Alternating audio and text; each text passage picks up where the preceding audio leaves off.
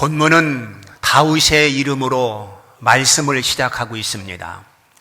즉 본문 말씀은 다윗의 감사 기도요, 하나님의 주권을 믿는 신앙 고백이라 이렇게 말씀을 드릴 수 있습니다.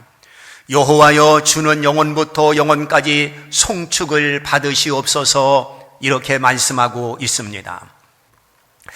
다윗은 하나님의 은혜에 감격하여 찬송을 부르고 하나님의 주권을 높이고 있음을 보게 됩니다.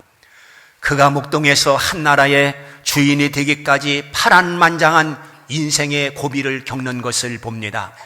그는 고된 삶을 살면서 하나님의 은혜를 뼈저리게 느끼면서 그의 삶을 통해서 하나님이 어떻게 인도하셨는가, 그의 삶을 통해서 하나님께서 나에게 어떻게 행하셨는가, 이 모든 것들을 오늘 말씀을 통해서 밝히면서 주께 영광 돌리고 있는 것을 보게 됩니다.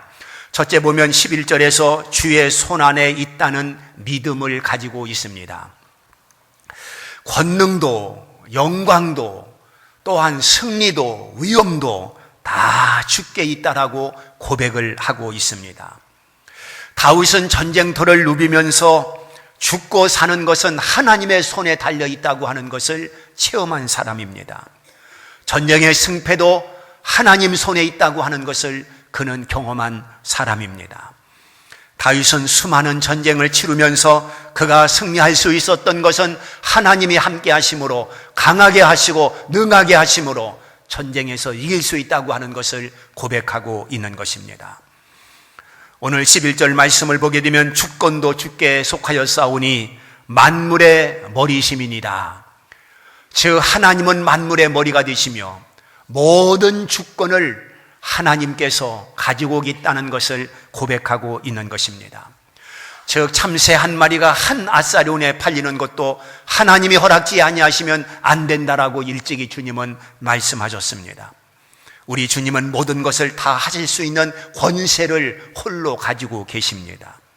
그래서 마가복음 9장 23절 말씀을 보게 되면 할 수 있거든이 무슨 말이냐, 믿는 자에게는 능히 하지 못할 일이 없느니라, 이렇게 우리에게 말씀하고 있습니다. 다윗이 하나님의 사랑을 받을 수 있었던 것은 모든 것이 다 주께 속했다고 하는 그런 믿음을 가지고 있었기 때문에 하나님은 다윗을 더욱더 사랑했습니다. 자기 생명도 자기 것이라고 여기지 아니했고, 자기가 소유하고 있는 물질도 내 것이 아니라고 했고, 자기가 누리고 있는 권세도 내 것이 아니라고 그는 고백하고 있는 것입니다. 모든 것이 다 주님의 손에 있다라고 그는 고백하고 있습니다. 그러므로 주님을 떠나서는 살 수 없는 나, 오직 주님에게 매달려서 그 주님을 따라 살 수밖에 없는 나라고 하는 고백이 바로 여기에 있는 것입니다. 이렇게 주님을 신뢰하며 주님을 의지하며 살았던 다윗은 40년의 왕권을 누리면서 그는 과보다는 공이 많았던 사람으로 성경에 기록되고 있는 것을 볼 수 있습니다. 그리고 다윗은 죽기 전에 자기 아들 솔로몬을 불러놓고 이렇게 예언을 합니다. 아들아, 여호와의 명령을 지켜라. 그리고 모세의 율법에 기록된 대로 살아라. 그리고 마음을 다하고 성품을 다하여 여호와 하나님께 행하라. 이렇게 유언하는 것을 볼 수 있습니다. 다윗은 자기가 지금까지 살아온 지난 날들의 발자취를 더듬어 보면서 하나님의 은혜가 아닌들 오늘의 내가 있을 수 없고, 하나님이 자기를 붙들어 인도하지 아니했던들 자기 인생은 없다고 생각했던 이 다윗은 자기 자식에게 넘겨줄 유산은 오직 하나님밖에 없다고 여겨서 내 아들아, 하나님 말씀대로 살아라. 내 아들아, 모세의 율법대로 살아라. 이렇게 자기 아들에게 유언적으로 하나님을 묶어주고 있는 것을 볼 수가 있습니다. 대부분 사람들은 처음 출발할 때는 큰 기대와 어떤 각오와 결심을 가지고 출발을 합니다. 그러나 나중은 힘없이 몰락하는 것을 우리는 수없이 봐왔습니다. 사울이 출발은 얼마나 대단했습니까? 겸손하게 출발했습니다. 하나님께 인정받으면서 출발했습니다. 그러나 마지막은 하나님 앞에 버림바가 되었고 그는 자살로 인생의 막을 내린 사람 가운데 하나입니다. 그러나 다윗은 끝까지 하나님을 신뢰하고 그리고 내 인생은 하나님에게 있다고 하는 그런 믿음을 가지고 살았기 때문에 그는 처음보다도 마지막이 더욱더 아름답게 세상을 마감하는 것을 볼 수가 있습니다. 그가 왕좌에 앉아 끝까지 겸손을 유지했다고 하는 것은 얼마나 귀한 일입니까? 오늘 12절 말씀을 보게 되면 모든 사람을 크게 하심과 강하게 하심이 주의 손에 있나이다 이렇게 고백하고 있지 않습니까? 하나님은 다윗을 강하게, 다윗을 크게 만들어 주셨습니다. 하나님께서 다윗을 얼마나 강하게 만들었는지 다윗과의 전투에서 우리에게 넉넉히 보여주고 있습니다. 골리앗과 다윗을 비교해보면 상대가 되지 않습니다. 사무엘상에서 보여주는 대로 골리앗은 용사라고 했습니다. 산천초목이 떨 정도로 엄청난 용사, 영웅입니다. 그러나 다윗은 소년이라고 소개하고 있습니다. 골리앗은 키가 얼마나 크냐 하면 바로 육기빗하고도 한 뼘이라고 소개하고 있습니다. 2m 70 내지 80cm 정도 되는 키입니다. 그런데 다윗은 얼마나 됐겠습니까? 소년이니까 한 1m 60 정도 됐겠죠. 한 1m 정도 더 크다. 이것은 대학생과 유치원 어린이와 비교하면 적당할 것입니다. 골리앗은 창을 들고 칼을 들고, 그런데 다윗은 막대기 하나뿐입니다. 골리앗은 단창을 가졌습니다. 단창을 던지면 심장을 뚫고 그 사람을 죽일 수 있는 무서운 무기입니다. 그러나 다윗은 돌멩이뿐입니다. 돌멩이는 맞으면 아픈 정도지 죽음에 이르기는 않은 것입니다. 또한 골리앗은 비늘 갑옷, 철옷 갑옷을 입었는데 그 무게가 50kg 이상이 된다고 성경은 기록해 놓고 있습니다. 그러나 다윗은 맨몸입니다. 또한 골리앗은 전쟁터를 누비면서 수많은 사람들의 목을 벤 경험을 가지고 있는 사람이지만 다윗은 양치기에 불과합니다. 어떻게 다윗이 골리앗을 이길 수가 있겠습니까? 비슷한 것이 하나도 없습니다. 골리앗보다 좀 더 낫다고 하는 것이 하나도 없습니다. 모든 것이 열세인데 열세도 아주 열세입니다. 그런데 다윗은 골리앗이 갖지 아니한 한 가지를 가지고 있었는데 그것은 바로 여호와 믿음이었습니다. 다른 것은 없었어요. 그런데 다윗은 오직 하나님에 대한 믿음, 여호와 하나님에 대한 믿음, 그거 하나만 가지고 골리앗 앞에 서서 당당하게 골리앗의 목을 베버리는 것을 볼 수 있습니다. 너는 칼과 창으로 나오나 나는 만군의 여호와의 이름으로 네게 가노라. 이 믿음이 다윗을 승리케 한 원동력이 되는 것입니다. 하나님이 다윗을 크게 하시고 다윗을 강하게 하시고 하나님께서 다윗을 붙들어 사용하시니 어찌 골리앗이 다윗을 당할 수가 있겠습니까? 하나님이 함께하는 사람을 천하가 이길 수 없다는 것을 우리에게 보여주고 있는 것입니다. 눈으로 볼 때, 세상적으로 볼 때에, 상식적으로 볼 때 도저히 안 되는 것 같지만 하나님이 함께 하시면 된다는 사실을 우리들에게 보여주고 있는 것입니다. 여러분, 골리앗은 신과 같은 존재로 블레셋에서 추앙을 받던 사람이지만 하찮은 돌멩이 하나에 무기력하게 무너지는 것을 볼 수 있습니다. 이것은 하나님의 능력과 하나님의 위대하심을 다윗을 통해서 역력히 보여주고 있는 것입니다. 오늘 우리는 하나님을 의지한다는 것이 얼만큼 큰 힘인가를 보여주고 있는 말씀이고, 하나님을 붙들고 사는 것이 얼마만큼 승리의 노래를 부를 수 있는 것인가를 보여주고 있는 말씀인 것입니다. 그러므로 오늘 우리는 잘 될 때도 하나님을 의지해야 되지만 안 될 때도 하나님을 의지하고 처음부터 끝까지 하나님을 붙들고 믿음으로 살 수 있는 성도들이 되어야 될 줄 믿습니다. 우리에게서 하나님이 없다면, 우리에게서 하나님의 은혜가 없다면 우리는 아무것도 아닌 존재들인 것입니다. 하나님이 나와 함께 할 때 가치가 있고 하나님이 나와 함께 능력이 있는 것이지, 하나님이 나를 떠나면 우리는 무기력한 자들인 것입니다. 오직 하나님, 그 이름으로 우리는 살아야 될 사람들인 것입니다. 모든 것이 주의 손에 있다는 그런 고백과 함께 우리 성도들이 살아야 될 줄 믿습니다. 크게 하심과 강하게 하심이 주께 있다. 그래서 그 하나님을 감사하며 그 하나님을 찬송하며 송축하리로다. 이런 고백이 다윗에게 있었던 것처럼 오늘 우리들에게도 이 고백이 필요한 것입니다. 하나님의 주권을 인정하는 자는 감사와 찬송을 부를 수밖에 없는 것입니다. 넘어졌을 때도 찬송이고, 병들었을 때도 찬송이고, 또한 실패했을 때도 찬송을 부를 수 있는 것입니다. 왜? 하나님의 주권을 믿기 때문에 그런 것입니다. 두 번째는 13절을 보게 되면 이제 우리가 주께 감사하자라고 말씀하고 있습니다. 부도 귀도 주께로 말미암는다라고 오늘 말씀하고 있습니다. 모든 사람을 크게 하심과 강하게 하심도 주님의 손에 있다고 오늘 본문은 말씀하고 있습니다. 우리는 이 말씀을 믿고 이 말씀을 깨닫고 이 말씀을 붙들고 하나님 앞에 감사와 찬송의 노래를 부를 수 있는 성도들이 되어야 되는 것입니다.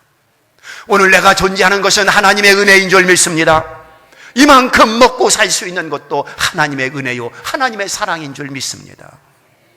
이 은혜를 우리가 알지인데 어찌 하나님 앞에 감사치 않을 수 있으며, 이 은혜를 우리가 알지인데 어찌 하나님 앞에 찬송을 부르지 않고 살 수가 있다는 말입니까?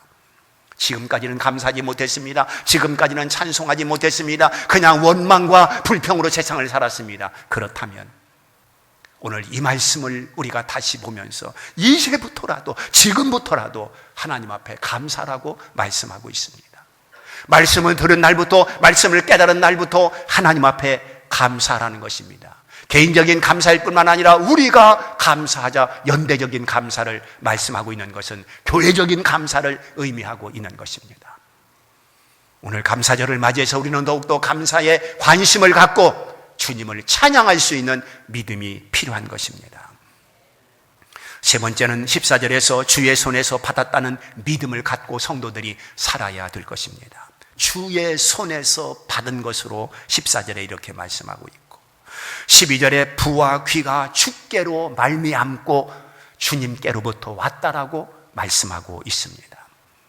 그렇습니다. 신명기 8장 18절 말씀을 보게 되면 네 하나님 여호와를 기억하라, 그가 네게 재물 얻을 등을 주었음이라 말씀하고 있습니다. 내가 잘나고 내가 똑똑하고 내가 다른 사람보다 뭔가 탁월해서 오늘의 내가 있는 것이 아니라 하나님이 나에게 능력도 주시고 때로는 지혜도 주시고 때로는 노하우도 주시고 때로는 하나님께서 탁월한 은혜도 주셔서 우리가 여기에 있고 또한 살 수 있음을 말씀하고 있는 것입니다. 사랑하는 성도 여러분, 이처럼 즐거운 마음으로 드릴 힘이 있었나이까 14절에 이렇게 말씀하고 있습니다. 이 말씀은 무슨 뜻입니까? 지금 다윗은 하나님 앞에 백성들과 함께 무엇인가를 드리면서 찬송을 부르고 기뻐하고 있는 그 아름다운 모습을 보여주고 있습니다. 하나님 앞에 드리는 것이 복이라고 생각했고 하나님 앞에 드릴 수 있는 것이 은혜요 믿음이라고 다윗은 여겼습니다. 절대로 많다고 드리는 것이 아닙니다. 없다고 못 드리는 것이 아닙니다. 하나님 앞에 드리는 것은 바로 믿음의 결정입니다. 그러므로 귀한 것이고 하나님은 믿음을 보시는 것입니다. 특히 본문 말씀을 보게 되면 즐거운 마음으로 드렸다고 말씀하고 있지 않습니까? 하나님 앞에 드리는 것을 최고의 가치로, 최고의 보람으로 그렇게 알았다는 말입니다. 행복했던 것입니다. 하나님 앞에 드릴 수 있다는 것이 기뻤던 것입니다. 14절에 보게 되면 모든 것이 주께로 말미암아 싸우니라고 고백을 하고 있습니다. 이 고백은 말은 쉽습니다. 그러나 이렇게 고백하기가 결코 쉽지 않은 것입니다. 왜냐하면 대다수 자기의 노력의 대가라고 생각하기 때문에 그렇습니다. 내가 다른 사람보다 잘났고 똑똑하기 때문에 그렇다고 생각하기 때문에 그렇습니다. 어떤 사람은 운이 좋았느니, 운때가 좋았느니, 재수가 좋았느니 이런 말을 하면서 하나님을 섭섭하게 하는 사람들이 얼마나 많습니까? 그러나 다윗은 모든 것이 주께로 말미암았다라고 고백을 하고 있습니다. 이것이 은혜입니다. 정말로 하나님이 나와 함께 하심입니다. 다윗은 이렇게 고백을 했습니다.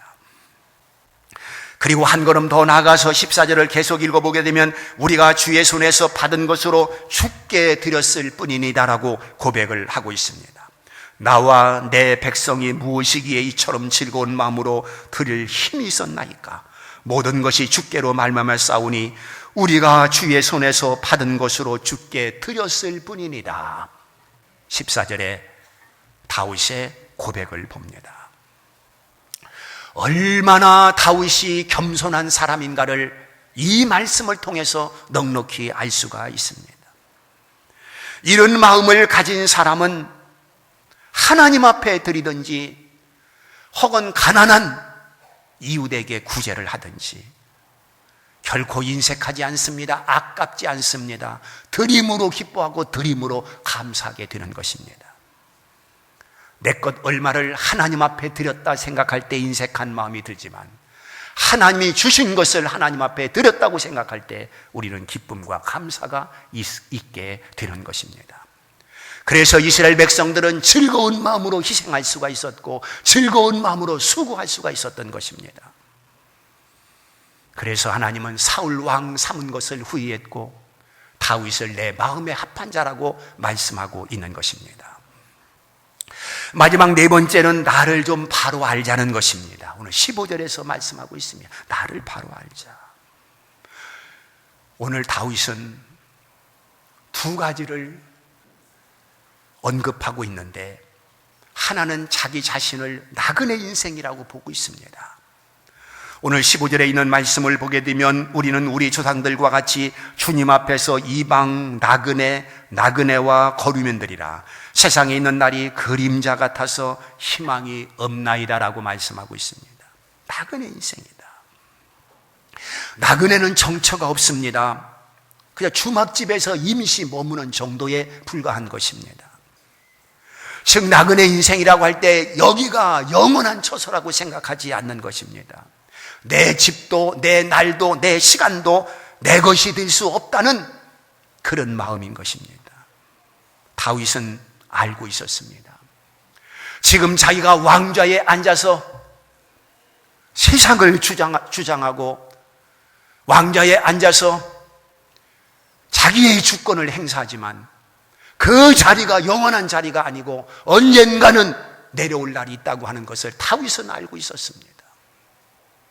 그래서 그 자리에서 교만할 수 없었고 그 자리에서 행사만 하고 있을 수가 없었던 것입니다. 그렇게 다윗이 생각할 수 있었던 것은 그는 나그네 의식을 가지고 있었기 때문에 가능했던 것입니다. 그는 나그네 의식을 가지고 있었기 때문에 나그네로 있는 동안 하나님 앞에 최선을 다해야 된다고 하는 마음을 가지고 있었습니다. 또한 나그네 의식을 가지고 있었기 때문에 자기는 호화로운 궁궐에서 생활하고 있지만 하나님의 법궤는 누추한 곳에서 초라하게 있다는 것을 그는 알고 하나님의 성전을 지어 하나님 앞에 드리기 위해서 무던히 애를 썼던 왕 가운데 하나이지 않습니까? 그래서 말만 가지고 꿈만 가지고 또한 그가 생각만 가지고 있었던 것이 아니라 실제로 성전 건축을 위해서 모든 물자를 준비하는 왕이 되는 것을 보게 됩니다. 이 모든 것은 자기는 나그네 인생이라고 하는 것을 알았기 때문에 덧없이 흘러가는 세월 속에 그냥 무척 흘러가는 것이 아니라 무엇인가 하나님 앞에 남기겠다고 하는 그런 마음을 가지고 있었던 것입니다. 그 다음에 15절 하반절에 보면 우리는 그림자와 같은 인생이라고 그는 고백하고 있습니다. 그림자는 실상이 아닙니다. 오직 그림자일 뿐입니다. 그림자는 잡을 수 없습니다. 가질 수도 없습니다. 빛이 오면 사라집니다. 우리의 생명이 그렇다는 것입니다. 세상에 보이는 모든 것들을 그는 그림자로 보았습니다. 다윗은 그림자 철학을 가지고 살았던 사람입니다. 세상에 보이는 모든 것들이 허상이라는 것입니다. 언젠가는 허상이 될 수밖에 없는 것입니다. 야고보는 우리의 생명을 무엇이라고 읊고 있습니까? 너의 생명이 무엇이뇨? 너희는 잠깐 보이다가 없어지는 안개라고 말하고 있지 않습니까? 그런가 하면 욥기 4장 9절에서 우리는 다 하나님의 입 가운데 멸망할 수 있고 콧김에 사라질 수 있는 존재라고 그는 고백을 하고 있습니다. 그러므로 이 세상에서 소유하고 있는 것은 세상에 사는 동안만 우리가 누리는 것이지 않습니까? 그것도 길이 길지 못하다고 하는 것을 다윗은 인정하고 있는 것입니다. 우리가 세상에서 지혜로운 사람은 하루 벌어서 하루 다 먹어치우지 않습니다. 어떻게 하든지 조금씩 떼서 저축을 하여 목돈을 만들고 미래를 준비하는 사람들을 봅니다. 지혜로운 사람입니다. 더 지혜롭고 더 믿음 있는 사람은 내가 죽고 난 다음을 준비하는 사람입니다. 우리 예수님께서 보물을 하늘에 쌓아두라 이렇게 말씀하고 있지 않습니까? 이제 본문 14절에서 17절까지 말씀을 보면 하나님 앞에 드리는 것이 하나의 엄청난 축제로 기록되고 있는 것을 볼 수가 있습니다. 다윗은 정직한 마음으로 드렸다고 고백하고 있습니다. 주의 백성들이 자원하여 드렸다고 고백하고 있습니다. 그리고 모든 백성들이 심히 기뻐했다고 성경은 말씀하고 있습니다. 드림이 축제였던 것입니다. 우리는 오늘 추수감사절로 하나님 앞에 영광을 올려드리며 예배를 드리고 있습니다. 오늘 우리 마음도 한없는 기쁨이 샘솟듯 솟아나야 되는 것입니다. 하나님 앞에 우리가 감사를 표시하고 하나님 앞에 송축하는 이 일이야말로 오늘 우리들에게 얼마나 큰 복인가를 알아야 될 것입니다. 하나님 감사합니다. 하나님 영광 받아 주시옵소서. 이런 마음으로 오늘 한 날이 주님의 날 그리고 우리 모두의 날이 되기를 주의 이름으로 축복합니다.